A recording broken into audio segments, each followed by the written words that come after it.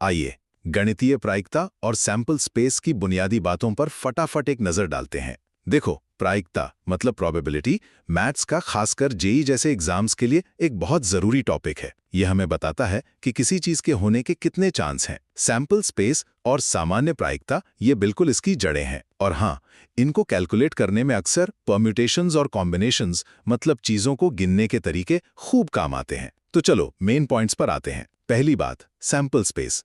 मान लो आप कोई एक्सपेरिमेंट कर रहे हो, जैसे पासा फेंकना, तो जितने भी अलग अलग रिजल्ट आ सकते हैं ना, उन सब का पूरा सेट ही सैंपल स्पेस कहलाता है।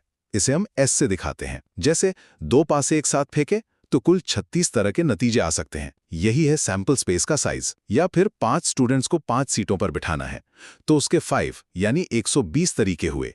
ये कुल कितने नतीजे हैं, ये पता होना प्रोबेबिलिटी निकालने के लिए एकदम जरूरी है। दूसरी बात, सामान्य प्रायिकता यानी जनरल प्रोबेबिलिटी। ये हमें बताता है कि किसी खास घटना, किसी इवेंट के होने की कितनी संभावना है। इसका सबसे आम तरीका है इवेंट की प्रायिकता इज इक्वल टू जितने तरीकों से वो इवेंट हो सकता है बटे कुल जितने रिजल्ट्स मुमकिन हैं। यहां भी सही गिनती के लिए पीएनसी बड़े काम की चीज है।